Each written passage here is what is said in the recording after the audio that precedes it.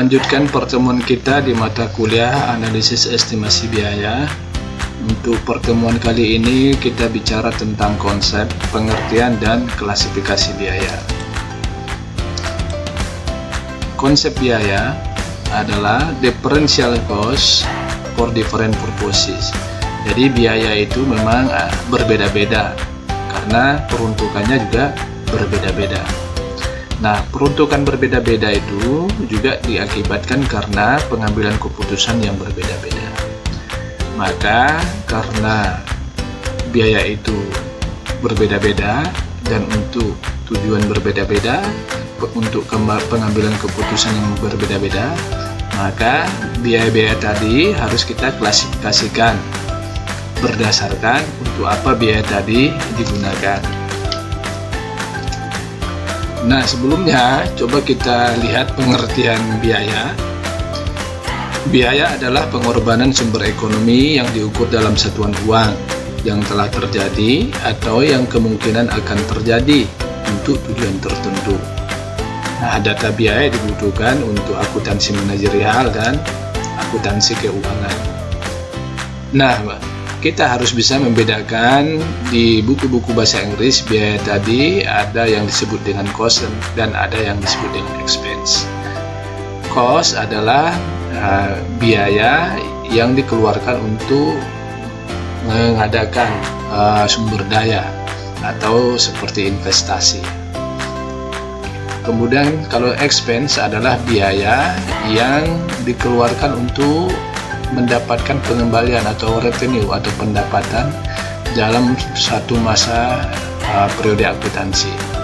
Jadi ini berbeda antara cost dan expense.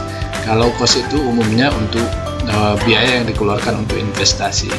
Misalnya kalau kita beli forklift ini, begitu kita beli forklift, maka ini termasuk investasi, karena biaya yang dikeluarkan itu bisa digunakan untuk beberapa periode akuntansi. Sedangkan expense itu adalah biaya yang kita keluarkan hanya untuk satu periode akuntansi. Misalnya biaya telepon, biaya utilitas, yaitu biaya-biaya yang kita keluarkan hanya untuk periode tersebut.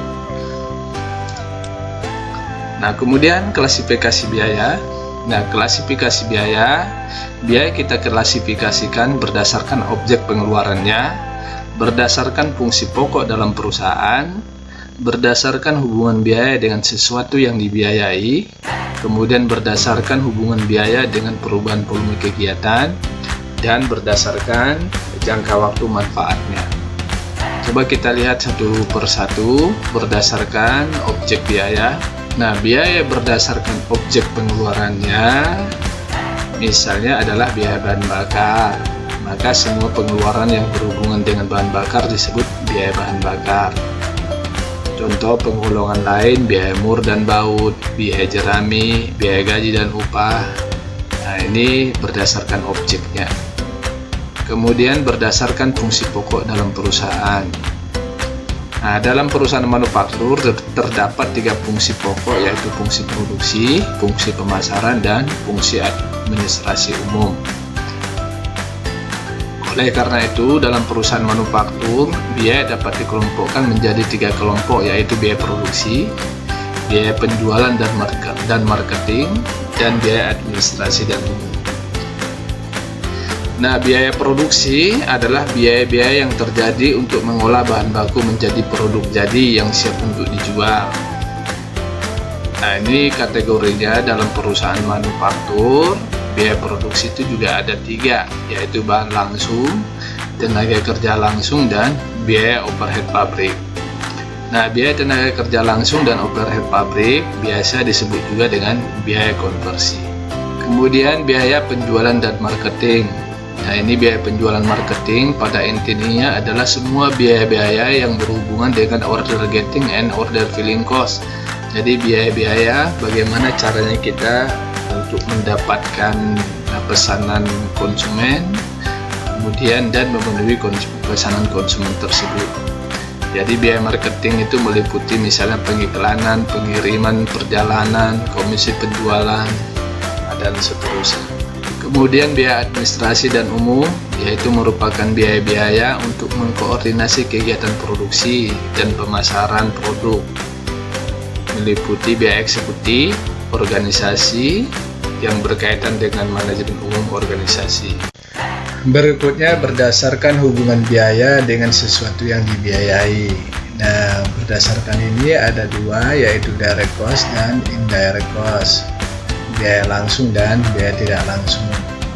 Biaya langsung adalah biaya yang terjadi, yang penyebab satu-satunya adalah karena adanya sesuatu yang dibiayai. Sedangkan biaya tak langsung, biaya yang terjadi tidak hanya disebabkan oleh sesuatu yang dibiayai, dan biasanya biaya tak langsung itu dikategorikan dengan biaya overhead. Mungkin ada beberapa cara kita untuk membedakan biaya langsung dan tidak langsung. Biaya langsung yang bisa kita lihat adalah kita bisa secara langsung mengetahui biaya tersebut dengan melihat produknya. Sedangkan biaya tak langsung, yaitu kita agak kesulitan kalau bisa untuk melihat biaya yang ada di balik produk tersebut. Misalnya biaya langsung adalah untuk sebuah meja, ya kita bisa lihat bahan bakunya terbuat dari kayu. Sedangkan biaya tak langsungnya di meja tadi, kita tidak bisa melihat adanya bahan baku yang lain, misalnya dempul.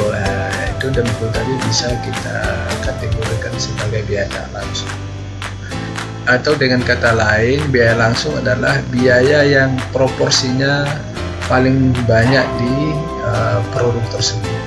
Sedangkan biaya tak langsung biayanya proporsinya tidak terlalu besar di produk tersebut. Kemudian biaya berdasarkan hubungan biaya dengan perubahan volume kegiatan. Itu ada 4 jenis, yaitu biaya variabel, biaya semi variabel, biaya semi fix, dan biaya tetap atau fixed cost. Biaya variabel adalah biaya yang jumlah totalnya berubah sebanding dengan perubahan volume kegiatan.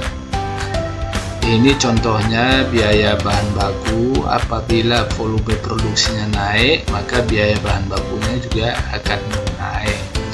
Misalnya dalam membuat sebuah meja kita butuh paku 10 untuk 1 unit, maka apabila kita membuat 2 unit, maka kita butuh paku 20 unit. Kemudian biaya semi variabel. Biaya semi variabel adalah biaya yang berubah tidak sebanding perubahan volume kegiatan dan biasanya masih mengandung unsur biaya tetap. Jadi misalnya kalau tadi biayanya 1 unit 10.000, kalau buat 2 unit berarti kan biayanya 20.000.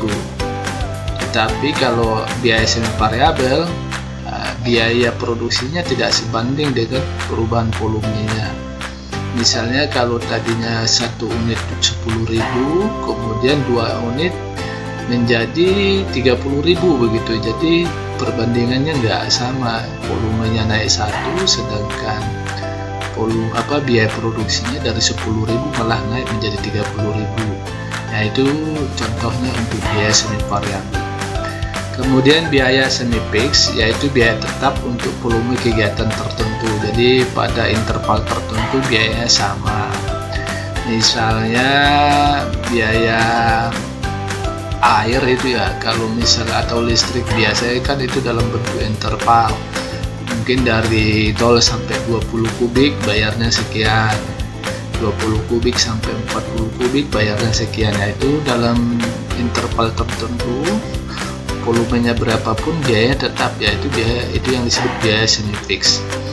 Kemudian yang lain adalah biaya tetap, biaya yang jumlah totalnya tetap dalam kisaran volume kegiatan tertentu.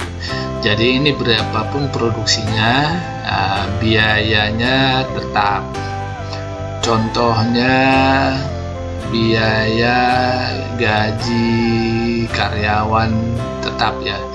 Jadi kalau dia memproduksi berapapun satu hari dia produksi, gajinya tetap segitu. Nah, itu adalah biaya tetap.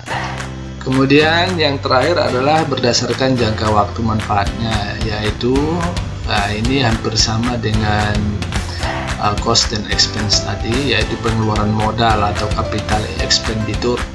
biaya yang memiliki manfaat lebih dari satu periode akuntansi, misalnya pembelian mesin produksi. Tadi dicontohkan dengan forklift. Kemudian pengeluaran pendapatan atau revenue expenditure atau expense, biaya yang memiliki manfaat dalam periode akuntansi terjadinya pengeluaran tersebut, misalnya biaya komunikasi. Baik, mungkin itu materi konsep pengertian dan klasifikasi biaya. Sekarang coba kita lihat beberapa contoh ini. Ya, misalnya jenis biaya listrik untuk mengoperasikan mesin. Ya, ini perilaku biayanya itu apakah variabel apa tetap. Nah, listrik untuk mengoperasikan mesin dia bersifat variabel, karena apabila produksinya naik maka biaya listrik juga akan naik. Kemudian apakah dia langsung terhadap produk atau tidak langsung? Nah, ini tidak langsung terhadap produk, karena besarnya biaya listrik untuk satu unit produk tentu proporsinya sangat kecil. Kemudian sewa gedung pabrik, ya ini sewa gedung pabrik mau berapapun volume produksi kita, dia akan tetap segitu biayanya, jadi ini tergolong biaya tetap. Kemudian apakah dia langsung atau tidak langsung terhadap produknya? Ya, untuk sewa gedung pabrik ini termasuk tidak langsung, karena proporsinya kecil, dan juga itu juga biasanya sewa gedung itu dikeluarkan untuk beberapa periode akuntansi. Kain yang digunakan untuk memproduksi, ya ini perilaku biayanya variabel dan terhadap unit produk langsung, jadi kita bisa telusuri kain tersebut di produknya langsung. Kemudian gaji dibayarkan ke pengawas produksi. Ya, untuk pengawas produksi ya biasanya gajinya tetap dibayarkan, ya tidak berhubungan dengan volume produksi. Kemudian terhadap unit produk dia tidak langsung, karena gaji itu dia mengawasi untuk banyak unit produk, jadi proporsinya juga akan makin kecil. Baik, begitu seterusnya untuk contoh-contoh yang lain. Selamat belajar.